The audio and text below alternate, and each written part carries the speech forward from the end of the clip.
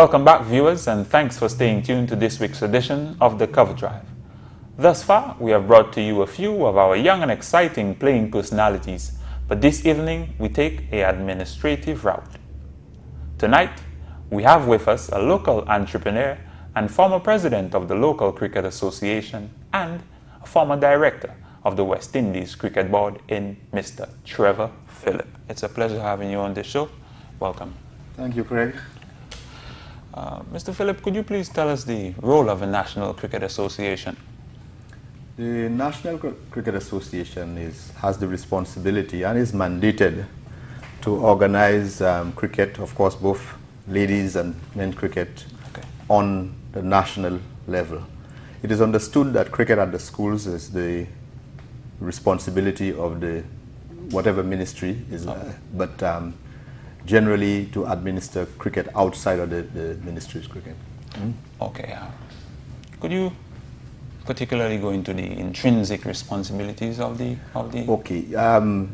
The way I see it is that the Cricket Association not only organizes tournaments but has a responsibility to train, educate, guide the young cricketers. Okay, the personal development is, as far as I'm concerned, is of utmost importance, and I figure that any association charged with that responsibility has to ensure that there are personal development programs for the cricketers, as well as the actual cricket training and practices and matches.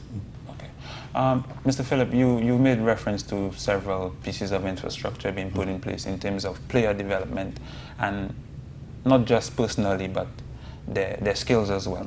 Do you think enough is being done by the present regime of the association to have those things put in place? Well, I can only judge from what I'm hearing, what I'm reading, what I'm seeing, because I'm not involved directly in the Cricket Association. Okay. I hear a number of tournaments, 20 T20s, and 50 over tournaments. Right. I do not hear about development, personal development program, infrastructural development.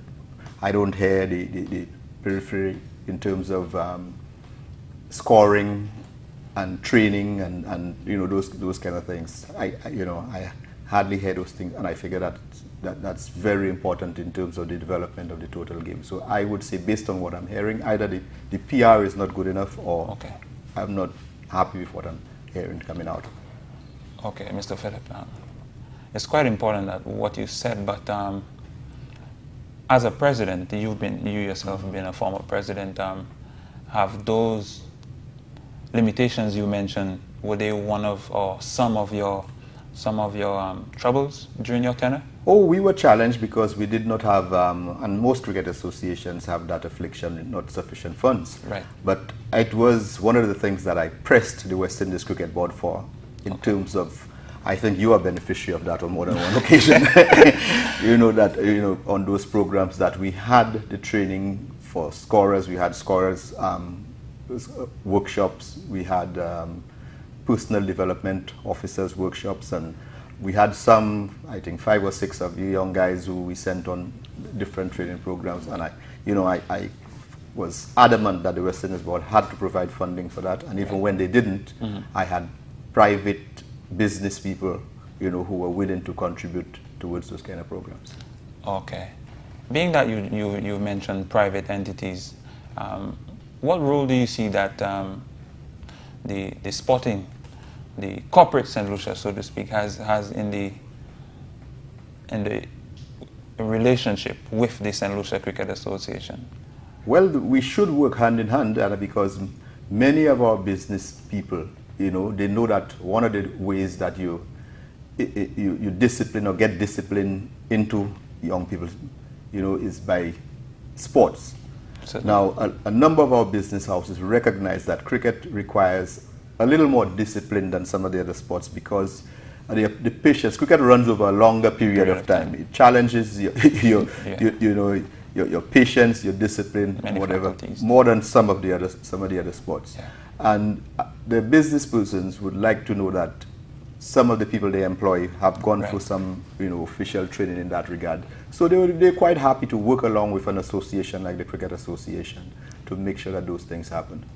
Okay, Mr. Philip, being a cricketer myself, I've always been of that opinion that a lot more could be done financially in terms of resources being given to, whether it be in terms of gears, whether it be in terms of sponsoring tournaments, whether it be just helping the National Cricket Association, because from my standpoint, they're seriously underfinanced. It's a fact. Everybody else could see that.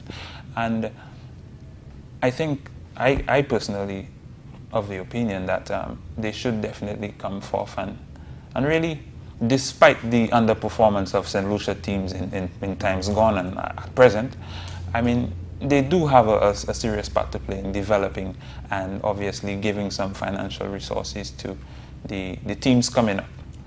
And I think not just senior, but particularly with the attention being brought to the under 15 and the youth level, that attention definitely needs to be given to them. So with that said, what are your impressions of the development of the under 15 and the youth cadres of young cricketers coming through in St. Lucia? Well, I'll go back and just repeat what I said earlier, because, you know, apart from hearing, you know, a school under 15, under 19 schools tournament, I mean, I am really not aware of any concentrated effort on working with those players, you know, getting them, you know, in any structured development program. Okay. And I'm saying it's a sad thing that at this stage we're not seeing it, we're not hearing it.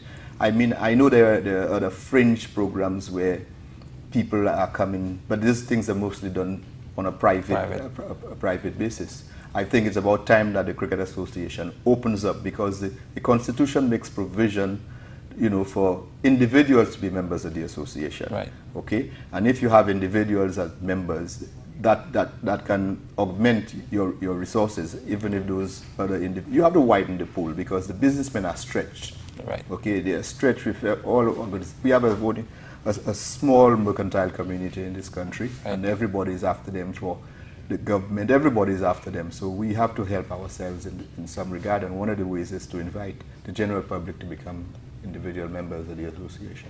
Okay, Mr. Philip, right now we're kind of strapped for time. Do you have any last words to any upcoming young cricketers in St. Lucia from an administrative point of view? Okay, well, what I would say to the young men and women playing cricket in St. Lucia is that once they've decided to engage in cricket as the sport of choice, I mean, they have to familiarize themselves with the rules of the game, the structure of the game, the history of the game, because, you know, you can go very far in any sport. I mean, we have the example here of Darren Sammy. Okay, once you've decided to take, you have to take it seriously, because it's, you know, it's a game that requires that kind of concentration. You can't go into cricket for a sweat. Yeah, true, me too. Right, folks, at this point in time, we're sort of strapped for time, and we do thank Mr. Trevor Phillip for joining us on this week's edition of the Cover Drive. Thank you very much, viewers. We now take a break.